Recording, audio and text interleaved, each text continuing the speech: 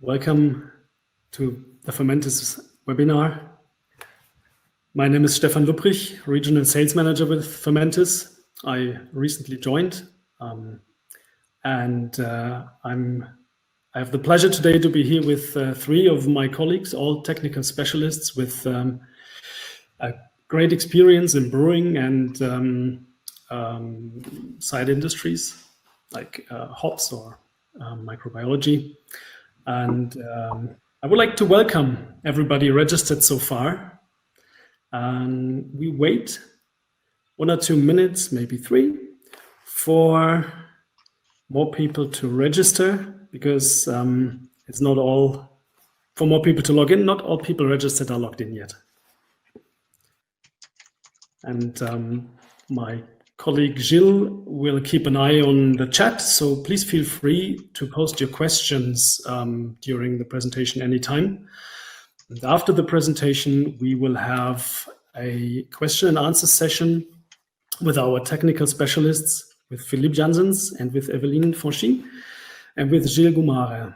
And there you can also have all your questions regarding Philippe's and Evelyne's presentations from Tuesday this week at the VLB conference. This was about non-alcoholic or low-alcohol beers by Philippe, and about our new SafSour bacteria for kettle souring, SafSour LB1 by Evelyne. We had some questions during this session on Tuesday that could not be answered because we didn't have a subsequent Q&A session. So post them all now, after the presentation or during. So we are all set then for the question and answer session later. I don't know how you have experienced the VLB virtual conference.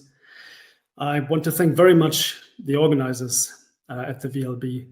They offered great tools. It was a great design, easy to use. Very interesting talks there, well-designed features, so I really enjoyed it.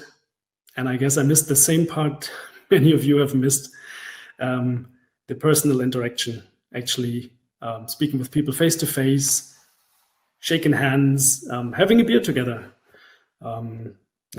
swapping business cards, adding a third to the round, a fourth and fifth, and yeah. So we're all looking forward to that next year, but we have a lively round here today. 5 of Fermentis and many registered participants interested in our lager yeast or in our solutions for non-alcoholic or low-alcohol beers and for kettle souring, which is a growing field for us. We've just launched our second product in this range, SafSour LB1.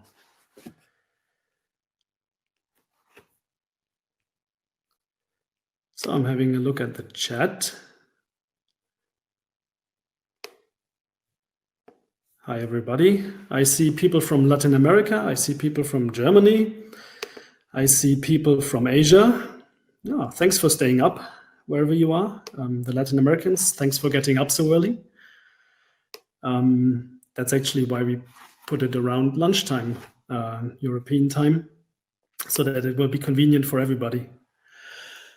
And that leads me to something. It's about lunchtime here. So I just had a little bit, but some of you might have a big lunch, or if you live to the east in the Americas, you might just have gotten up now. And thanks for joining. But you might be a bit tired still. In Asia, you have a whole week behind you. So I suggest you join me in stretching a little bit while we wait for the next people to log in. Stretch. Inhale, exhale. This will help you to go through this with us. Thanks for doing so. Does it feel good? It does, doesn't it?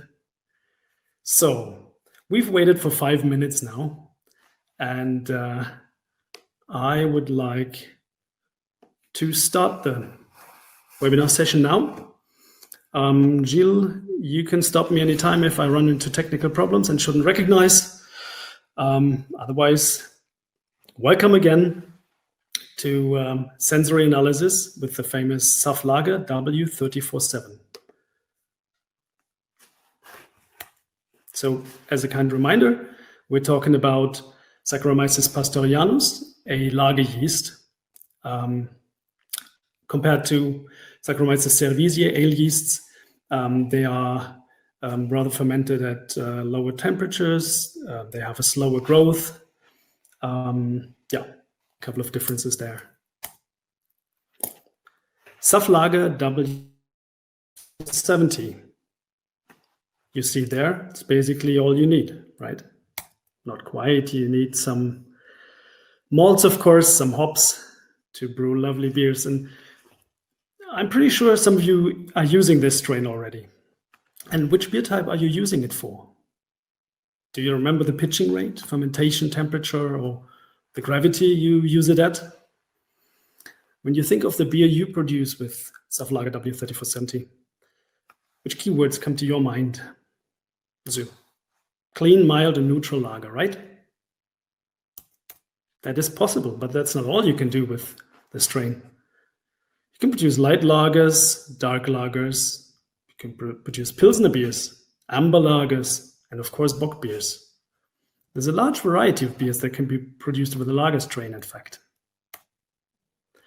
And when you make lagers, you are looking for raw material profiles from the malt, the roast aromas, or the Pilsner malt character, or especially the hop aromas. You are looking for raw material profiles, not for fermentation profiles. That is what you and the consumer expect, I guess. And who of you actually have heard about the Make Your Choice program at Fermentis? The result is a map plotting Fermentis yeasts with 3 axes. We have fruity, we have spicy, and neutral, where spicy is mainly phenolic. White is lager yeasts and dark is ale yeasts. We have the 3470 here, which shows that it is the most neutral yeast that you can find. We have tested it. We've tested all the strains in this program under standard conditions with a 15p wort, 100% barley malt, 25 EBU, with isoalpha acids only at the end of boiling, at the recommended pitch rates and recommended temperature under atmospheric conditions. And now, how can the parameters, the process parameters, like gravity, temperature, and pitching rate, influence this neutral profile of W3470? A large program was set up at Fermentis. 40 different conditions were studied in pilot scale. The conditions were chosen trying to obtain a matrix to understand what happens when we change the conditions' density, temperature, and pitching rate. And we had an eye on the fermentation performance, the volatiles profile, but had it also analyzed by our sensory panel. The sensory evaluation was carried out by the trained panel of an average 22 tasters with random coded samples and with 3 repetitions. And coming to the results of fermentation performance, so that's ethanol first. These are all conditions tested. It's 12, 16, and 20 Plato. It's 12, 16, and 20 degrees centigrade. And different pitching rates from very low to normal and very high, overpitching. When we look at extract 12, 16, 20, we see that fermentation lasted from 4 up to 19 days, where the long fermentations was associated with low pitching rates and or low temperature. Now we look at the fermentations with 12 Plato only. We tested normal pitching and underpitching, where very low pitching and low temperature led to very low fermentation time. And this graph shows that the impact of a low pitching rate in orange, 50 gram per hectoliter, was compensated with temperature, which we see in blue, is 50 gram per hectoliter as well, of the recommended 100, but at 20 degrees centigrade. You might think, will this change the flavor profile? And we will see that later. First, we come to our fermentations with 16 Plato. And here we can indeed make the same observation. Warm temperature compensates for low pitching, orange and purple. Purple is pitching rate of 100 at 16 degrees centigrade, whereas orange is only 25 gram per hectoliter at 20 centigrade. So these observations will help us to choose the best conditions according to fermentation time and link this with the desired aromatic profile. Let us look at 20 Plato. One special condition, that is C3, was overpitching at 200 gram per hectoliter. And this fermentation was completed fastest, as you can see. And overall, again, we see that temperature compensates for low pitching. C13 is pitched at 25 gram per hectoliter only, whereas it is faster in this case than pitched at 100, but fermented only at 12. That was the way this experiment has been designed. And after looking at all these results, we were looking for correlations. Correlations about fermentation time. And quickly about correlation, when you calculate it, we can have a value between 0 and 1, and negative or positive. An example for a positive correlation here is the more extract, the more alcohol. Density versus ethanol, more extract, more alcohol. A negative correlation would be the higher the temperature, the shorter fermentation time. High temperature, short fermentation time, low temperature, longer fermentation time. And the correlation for higher density and longer fermentation time is not as good as we see here. But concluding about fermentation time with SafLager W3470, we can say the higher the gravity, the longer the fermentation will last. And the higher the temperature, the shorter fermentation will last. We were asking ourselves earlier about what is the effect on the volatiles? How's the aroma affected? Well, analyzing, we find many alcohols. Let's have a look at the flavor impact. First, we see 2 alcohols, then amyl alcohol, which tastes banana, medicinal, solventy-like. Isoamyl alcohol, banana, sweetish, aromatic, and phenylethyl ethanol, which is a bit perfumey, roses, and sweetish. So those are the concentrations found. But does that mean you can actually feel it? The concentration divided by the flavor threshold gives us flavor units. And every compound has a different threshold. That's why it has been calculated for every compound. So where do we start feeling it? According to this calculation, it's 1. So we see above the level of 1, there's basically just isoamyl alcohol. Here I've colored that in blue for you. You can see just for a few conditions, you find a bit of isoamyl alcohol, but it is between 1 and 1.5 only. It's really low, just above the threshold. It can taste slightly alcoholic or a little banana-ish. The best positive correlation for isoamyl alcohol is with gravity. And the second best is pitching rate. When we look at the density here, with increasing density, you get increasing rates of isoamyl alcohol, but remember, just above the threshold. And with an increasing pitching rate, you can about say, not very good correlation. You get more isoamyl alcohol. So a bock beer would be more likely to taste a little bit like banana, but still with a very little impact as the concentration is barely over the threshold.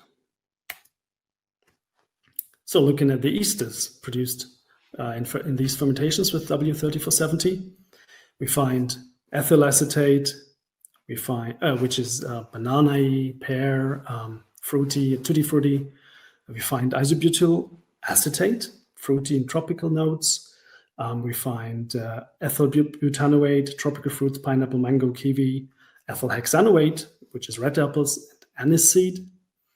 Also ethyl octanoate, fruity apples, all these floral and fruity and sweet notes, and even some 4VG, which is known for its phenolic, love-like, and medicinal-like taste. But again, over flavor units, looking at the impact on the perception of the threshold, we see that basically just two substances are hitting the threshold or slightly above, which is ethyl butanoate and ethyl hexanoate. That means the ethyl hexanoate and isoamyl acetate are the most important esters. But do we really feel it? Again, the threshold is 1. They're not even hitting 1.5, not even close. So it's very low, and it means if you're sensitive enough, you might feel it. But the aroma impact is very low, and there can also be interactions. So the flavor profile. Now we come to the sensory panel. This is about the same study and the same samples tested by the trained panel. For example, what is the level of fruity perception in the beers? What you see here is the same graph. It's a closed and an open spider graph. What does it look like to you? I think it is pretty similar spider graphs. They're very, very close. The bottom graph, we've marked the statistic relevance. It's perceived alcohol, off notes, sweetness, and warmth. Is it fruitiness? No, not even at the higher temperatures. And what about the off notes? This is another way to plot it, where you can actually see the levels are very low, and there's just very little variation between those through all temperatures, gravities, and pitching rates. There were actually two conditions which had a diacetyl problem. This comes from low temperature and low pitching rate. So it is actually more related to the condition rather than the yeast strain.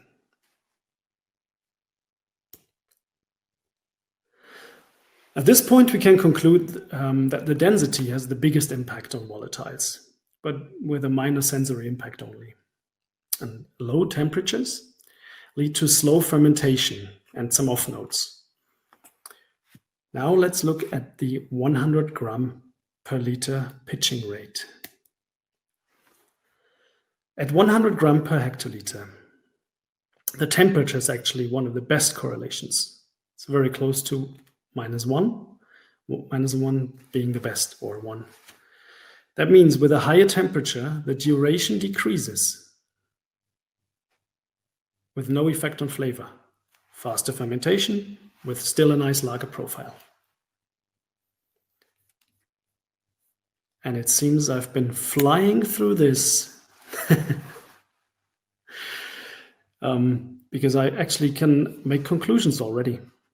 So maybe if I've been too fast, post any questions that arose and I didn't answer right after this in our question and answer session.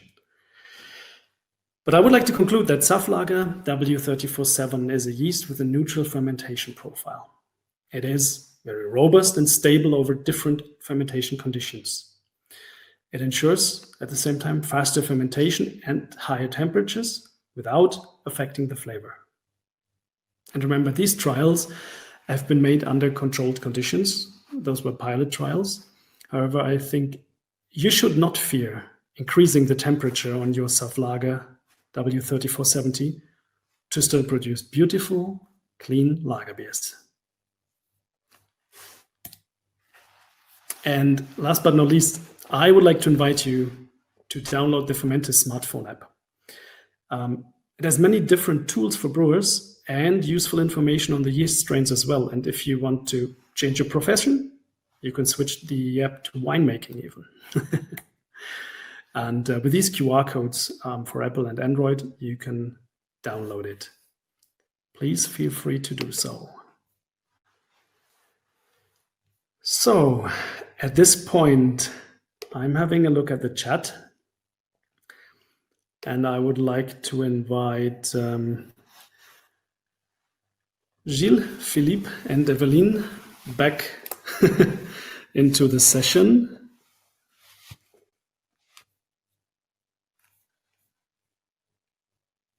Oh, I see many questions.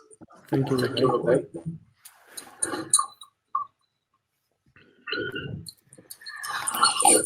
So thanks for your interest in W34/7, and thanks for staying for the question and answer session with our technical experts from Fermentis, Eveline Fonchi, Philippe Janssens, and Gilles Gumare. And let me quickly introduce them. Eveline is in charge at the Fermentis of the R&D program related to specialty beverages. That includes bacteria fermentation, mixed fermentations. Eveline has a PhD in microbiology, a large background in microbiology, and she comes from a parent company, Le Saffre. Now she's our developing specialist for fermentation conditions. Welcome, Eveline. And Philippe Janssens is in charge of the R&D related to the beer segment at Fermentis. He has a long-term experience in the brewing industry in different international brewing companies. He was running pilot plants as well and doing research. He also worked in the hop industry for many years. And Gilles, who is very dark here, but you can almost see him. Gilles is our technical sales support for brewing in Europe with a vast experience in brewing and a passionate brewer himself, who also has some research background besides working in breweries. And at this point, I would like to ask Gilles, were you able to track the questions that came through the chat here?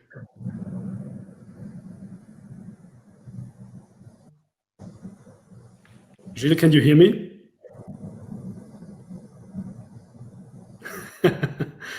Apparently not. Gilles? Oh, I have a question here from Daniela from Colombia. Hi. You are asking, where can I find the presentation to download it? At this point, I would not like to share the presentation, but please feel free to email me later and we can see whether I can send you certain parts that interest you most. Gilles, can you hear me now? He is nodding, but I cannot hear you. Gilles, have you been able to track the questions? I cannot hear you, Gilles. It's a pity. Okay. Then why not go back to the chat? Okay. Can you hear me now? Yes, Gilles. I can hear you. Sorry, I just changed something. Yes, sorry. Yes, I kept track of the question in the chat, and quite interesting questions you have. So Roberto is asking about what was the wort composition that we used during these trials. Did we use any fancy stuff? And I guess it's mainly a question related to the flavor that would come from the raw material. Exactly. So Roberto and everybody else who was asking himself the question but did not post it.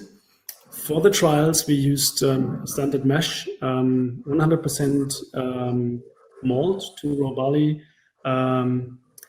15 Plato, 25 EBU, only with isoalpha acids added at the end of boiling.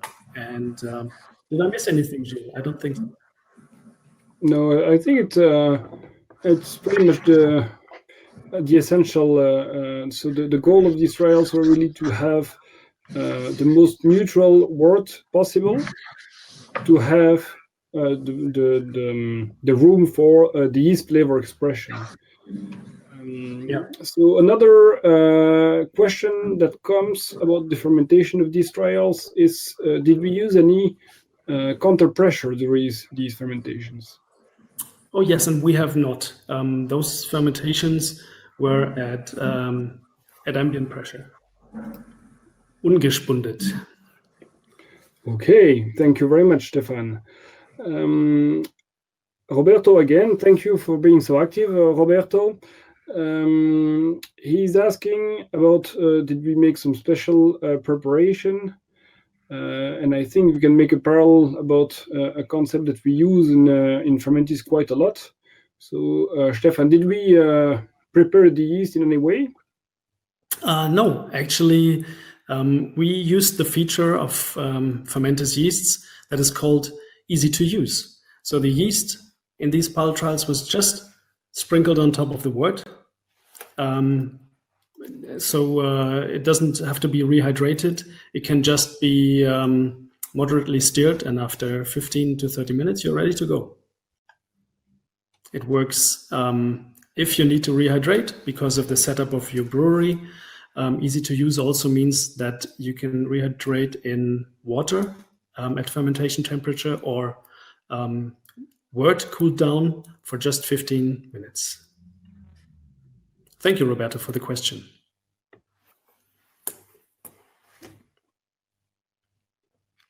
Yes, and next question from Lakshman. I hope I'm saying your name correctly. I'm sorry if I'm not. Do we know the W3470 flocculation performance? Is it a yeast that stays very powdery in the beer after the fermentation, or is it a yeast that really settles down very nicely? I would say medium. It doesn't stay super powdery, and it doesn't sediment super fast. It's medium. Like there's other yeasts in our SafAle range that tend to flocculate and leave the beer much brighter. But there's other beers that are more suitable for even for hazy beers. Okay, thank you.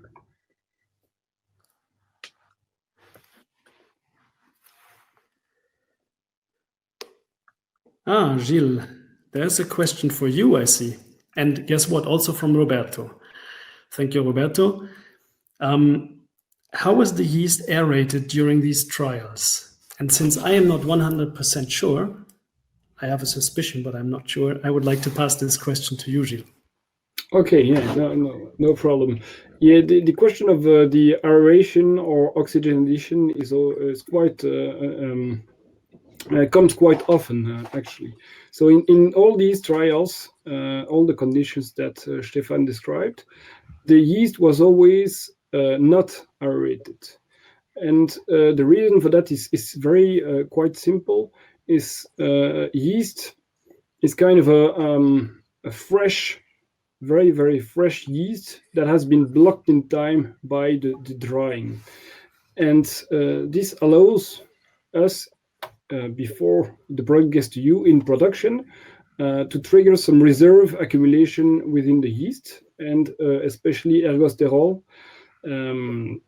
And so when you have a dry yeast coming from Fermentis, it has all the reserve materials needed for one full fermentation.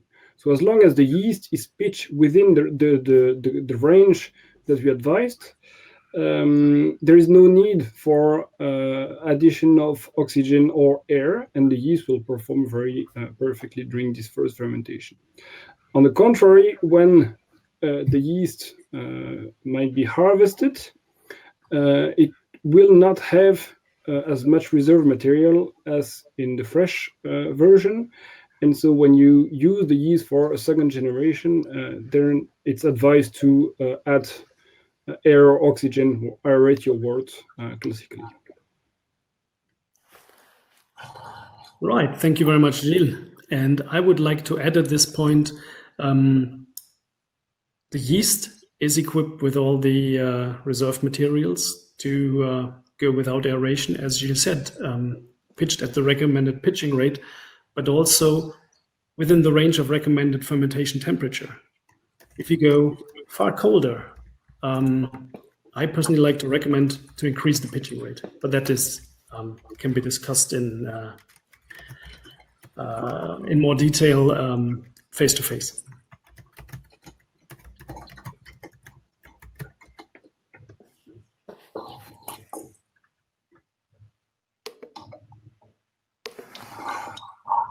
Okay, now we have also Daniela that's asking about the range of sulfate production, SO2 production during the fermentation, different temperature and water concentration, and also something also related to sulfur, the H2S production in the conditions. And if you allow me, Stefan, I can answer directly this Yes, one. Do you want me to go back to the one slide with the 3 off flavors? Oh, maybe you can. Yeah, maybe you can. So I will answer generally. The SO2 range production in all Fermentis yeast is quite low. As long as the yeast has not gone through excessive stress, there is no. Those yeasts were selected mainly for also these attributes for low SO2 production. Yet it's possible that when you work a bit extreme, they could sometimes produce SO2, but still at low level. In terms of H2S, H2S is very much the same. We see that it's mainly with extreme temperatures we experience H2S production, very, very low temperature for lager yeast, meaning under 10 or even 9 degrees Celsius, you can have more chances to have H2S. And also when you work at a very high temperature for ale yeast, meaning over 26, 28 degrees Celsius, then the chances to have H2S greatly increased. But if you stay within the range advised in technical data sheet, you shouldn't have any sulfur or H2S issues. Thank you very much, Gilles. That was a very extensive answer. It's great to have you here. So we have an extra question from Lakshman. And maybe we can transfer this question to Philippe. Yes, I'm sure he's really eager to be able to enter this very nice conversation. So Philippe, how many generation do we recommend for Fermentis yeast? How many times can we harvest Fermentis yeast? It's a very interesting question, and basically, under Fermentis, we give guarantee of the first utilization of the yeast. So it is on the dry form of that yeast. We give those results, and we base all the study that Stefan present you on the dry format of the yeast. For sure, we know that brewers use and recover the yeast for repitching. And first of all, as was mentioned by Gilles, we need to aerate the wort because the reserve material has been consumed during the first utilization of the yeast. And by reserve materials, I mean all the sterols, all the minerals, and the vitamins that provide the characteristic of our yeast and a very efficient yeast for the fermentation. So you have to know as well that during the collection of the yeast, you will select the most flocculent part of the yeast. And generation after generation, you will construct a more flocculent yeast strains that is probably different from the initial yeast and the initial utilization of the yeast. So basically, we never studied how many generations we can use that yeast to provide the same profile of the beer, but without taking any serious risk, we can recommend 4 or 5 generations. Having said that, it really depends on the process, the raw materials, and all the things, and it's more the responsibility of the brewer, and they can observe some modification in the profile of the beer, and it's based on these experiments, let's say, that they have to decide by themselves how many generations they want to perform with the yeast. And that's what I can say. Okay, I hear Gilles typing. Are you answering questions in the chat already? No. Thank you very much, Philippe. You're welcome. Yeah, so I think that it probably ends the part about the question from the presentation directly. Of course, if you have extra questions regarding this presentation, just you can leave them in the chat, and we may come back to them after. And then I'll leave the voice to Stefan now. Yes, you're also welcome to contact all of us under fermentis@lesaffre.com or myself at s.lubrich@fermentis.lesaffre.com, and also via our webpage for more questions. Actually, there was also a question regarding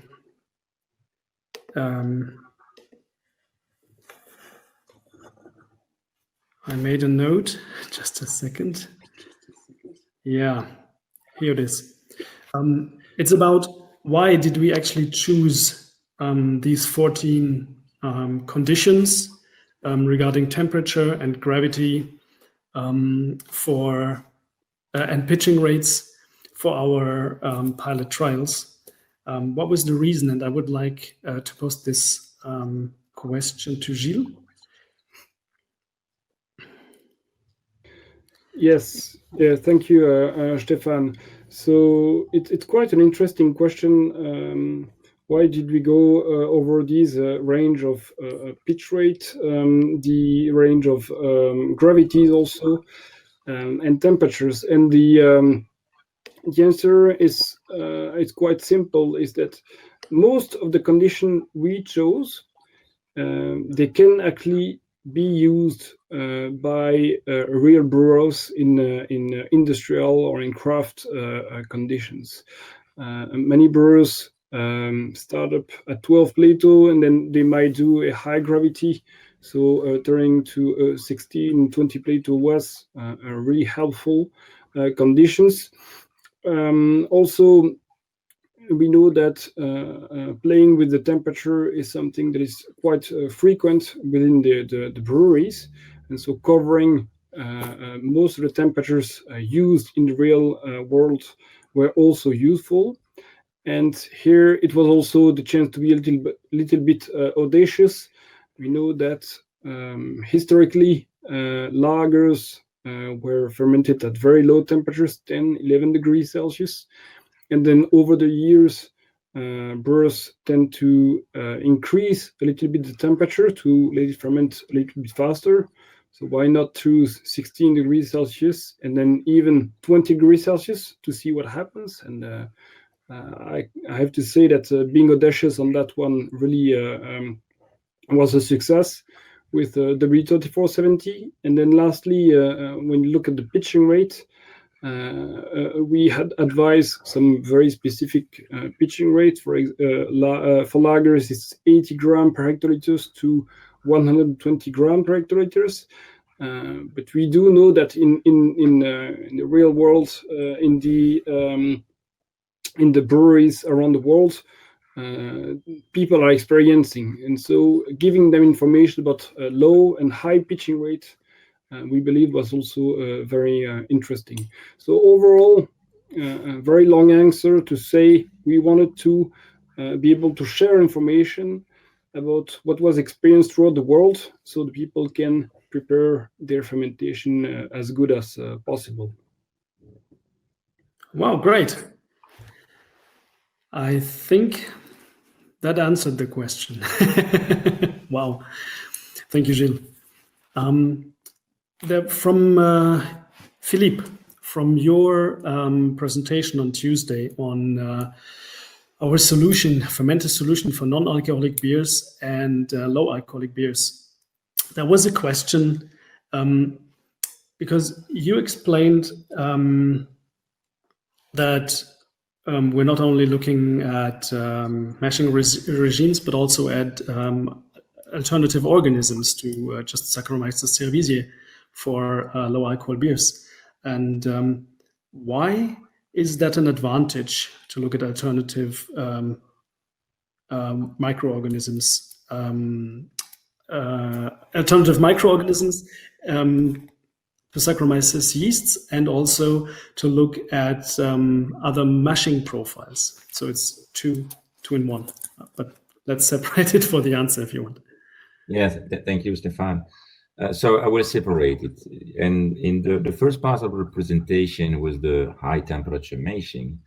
And the objective was indeed to produce a low alcohol beer. The target was to reach a little bit below 2.5 EBV with regular yeast strain. And I insist on the regular yeast strain, on a word that contained a lot of dextrins, or very low level, let's say, of fermentable sugar. Very low. It's depending for sure of the raw materials, because a lot of sugar are already initiated during the malting process. So we really limit, let's say, the enzymatic activity of the beta amylase and the alpha amylase, and certainly the beta amylase. So we just use a high temperature, close to 75 degrees C for a short period of time, and just to get enough reduction of the starch to be able to filter the wort. But indeed, it's really to maintain as much as possible dextrin to have very low level of fermentable sugar. And with these regular yeast strains, we ferment enough to degrade, let's say, all the aldehydes and all the bad things that provide not nice and not pleasant taste and aroma. So we have very nice beer. But having said that, if we use the same to produce a 0.5 EBV and then I jump to the low alcohol beer, we'll never be able to produce it, because, as mentioned, you still have too much fermentable sugars, and therefore you will produce the beer higher than 0.5, or you really need to dilute to a watery, tasty beer, which is not the objective for sure. If we want to maintain a balance between, let's say, the body, the alcohol, and some aroma, we need to use specific microorganisms that will stop automatically the fermentation after the consumption of certain category of sugar. And here we have selected some microorganisms that stop after the simple sugar assimilation, and which are maltose negative yeast strains. And so it gives guarantee and security to the user that the fermentation will stop automatically, and he doesn't have to control it. Because if you imagine the regular yeast strains with that wort, because the wort is a normal wort, he needs to control all the time the fermentation and apply a cooling or crash down to be sure that the yeast will stop after the production of 0.5 EBV of higher if we brew in high gravity. But according to my experience, even with this principle of control fermentation or stop fermentation, the taste is really worty and really unpleasant compared to, let's say, a microorganism that we don't need to control, because it doesn't have the capability of assimilating higher sugar than the glucose and the fructose. So it gives, let's say, advantage for the brewer, and it gives guarantee to the consumer as well, because the beer will have a very nice profile and a very nice tasty. We recommend as well, as these products contained a lot of residual sugar, to pasteurize the products. And in this presentation, the recommendation was between 50 and 100 PU, to be sure that you will be able to provide a safe product on market. I hope I have answered your question. I have not noted who had posted that question, but thank you very much. I guess that was pretty extensive again, Philippe. Thank you. Great.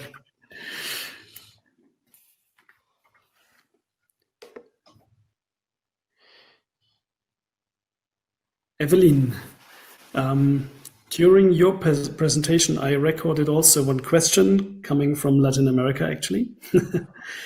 It is not directly associated with your presentation, I believe, but more in general. Somebody asked,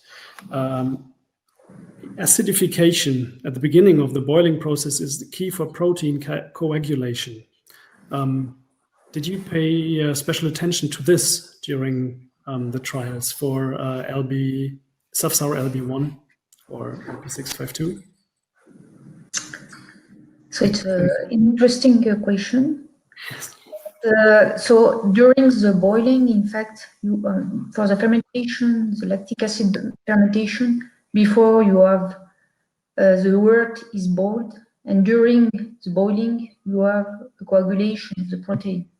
And after, you have the lactic acid fermentation. And the pH is quite low, so during this step, the coagulation is not very important, I think. But this point has not been checked during the process, but we can suspect that. Yes, thank you very much, Evelyn. Thank you. So I believe, or I would like to add at this point that these bacteria are intended for kettle souring, not necessarily for mixed fermentation with yeast and SafSour. And in kettle souring, you take the wort, the unhopped, the hopped wort out of the unhopped wort out of the process, and after cooling it down, it is fermented with SafSour LB1. This is then again sent back to the boiling, so you will have the acidity for protein coagulation in the regular mash boiling process, but we did not pay special attention to that, as Evelyn explained. Exactly. Thanks. We have a look at the questions. Yeah, in the chat, there's Gani, but I'm really sorry if I say your first name. He's asking interesting question, more general for the brewing process. What would be the difference between apparent extract and limit extract? So sorry, I could not hear them. Could you repeat, Gilles? Sorry. Yeah, can you hear me correctly? I can hear you now, yes. Okay, good. So there's an extra question from the chat, probably more general question. What would be the difference between apparent extract and limit extract?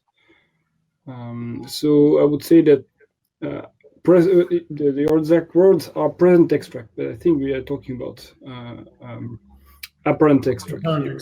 And so the answer to that is very simple. Is the apparent extract is what you measure in your fermentation tank during and after your fermentation. A limit extract is a laboratory fermentation that you make on the side with an excess of yeast and constant agitation. And it gives you information about what can be fermented by the couple wort and yeast, and what would be the maximum fermentation yield you can reach with that couple. So it's really two different fermentation processes, and it gives you information about where you should end up in your fermenter. And so far we are through with the question from the chat, Stefan. Okay. And I have no more questions recorded from the presentations other than this here. Gilles and Yes. Philippe, maybe you can maybe also answer this together. I've taken part, or this presentation was taken from the Fermentis Academy program. So actually, or the values presented were taken from this characterization of the yeasts under the Fermentis Academy program. But maybe many of our attendants here are not aware of the Fermentis characterization program for yeasts. Could you tell us a little bit more about this characterization program for Fermentis yeasts? And maybe with Philippe's support. Yeah. Okay. So thank you for this question, Stefan. It's true that when you see the Fermentis Academy logo, it does not maybe ring the bell to everybody yet. We hope so in the future. So the Fermentis Academy program is twofold. So first, it is applied research, like the applied research with the Research 470 that Stefan presented. And then there is another side of the Fermentis Academy program that is sharing and exchange. And so it's really, we at Fermentis try to go as deep as possible in the knowledge of our yeast and the yeast interaction in fermentation. I'll get to that in a second. And then we try to bring that information in to you, actually, brewers around the world. So you have the highest level of understanding of our product. And within the applied research program, correct me if I'm wrong, Philippe, there is actually 3 sides for yeast. There's yeast and let's say fermentation parameters, fermentation conditions. So it is really to see how the yeast would express different aromas under different fermentation conditions.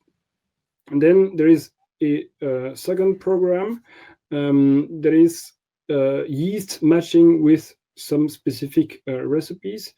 So far, a very nice example is the matching of New England IPA recipe and Fermentis yeast. And in that case, we produce one wort. It's divided into several fermenters, and each fermenter is inoculated with one specific yeast in exactly the same conditions.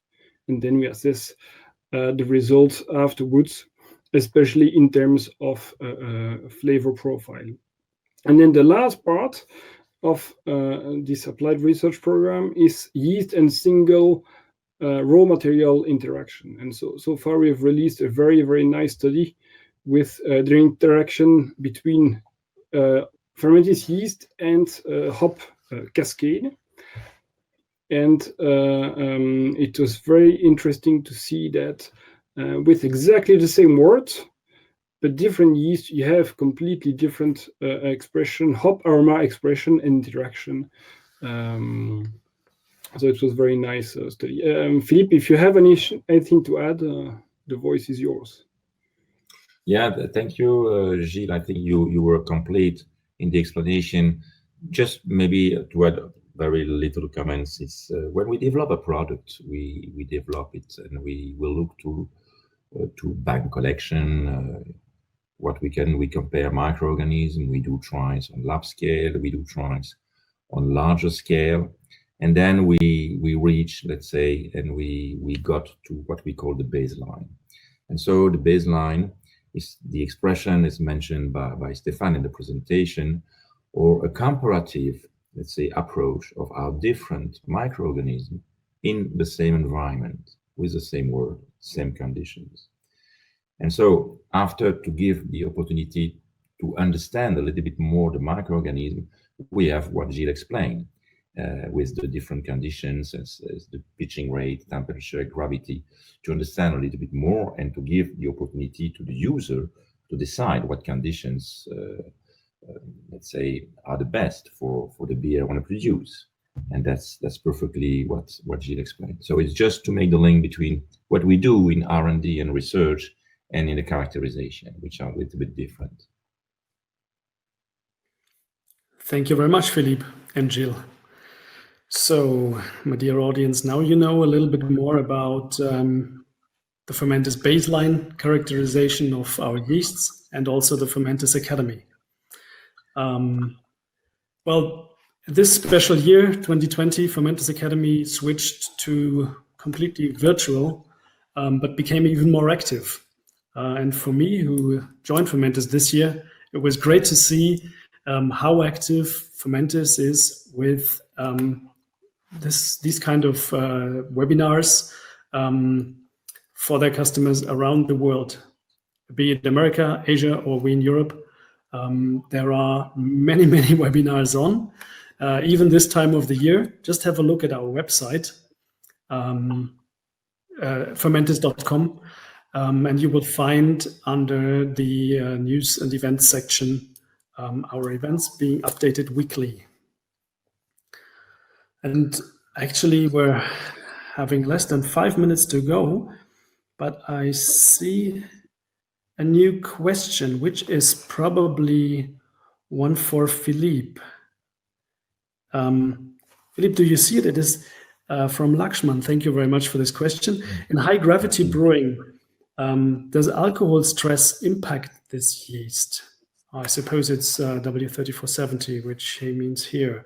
I think that it's an interesting question, because a lot of brewers ask the same question, and I would maybe answer in a two-way.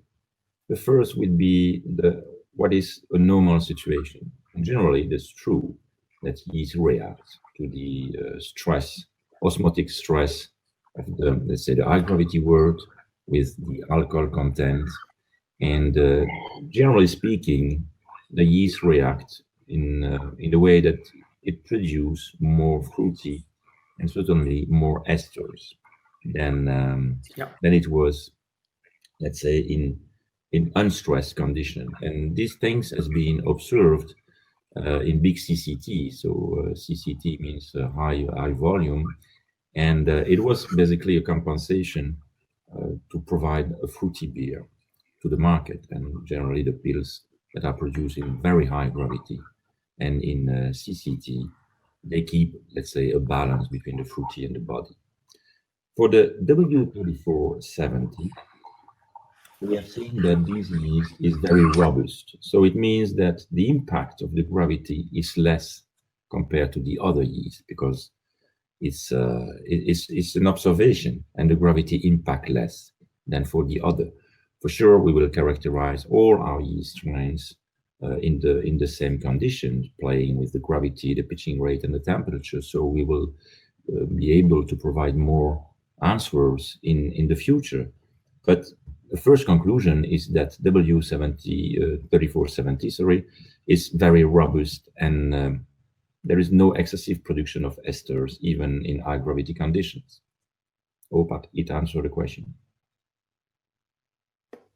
Yes, I'm sure that answered the question. Thank you very much, Philippe. And thank you again, Lakshman, for the question.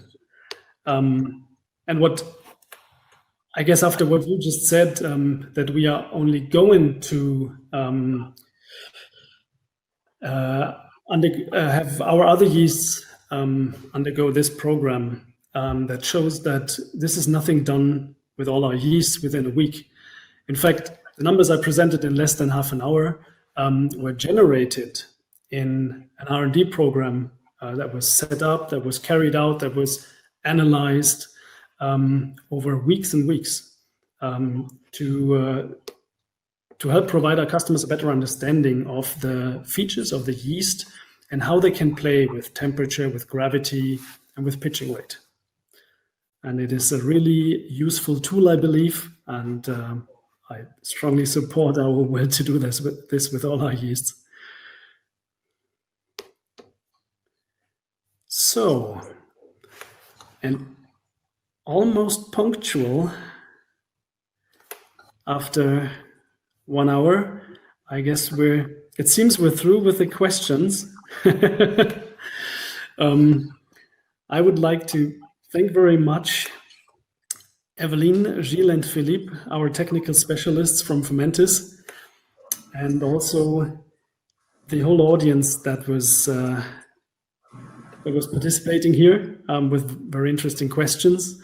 And please feel free to contact me by email, to check out our webpage, and don't forget to download the Fermentis smartphone app, which is really useful for brewers from home brewing to industrial, especially also for craft brewers. And I see a comment here.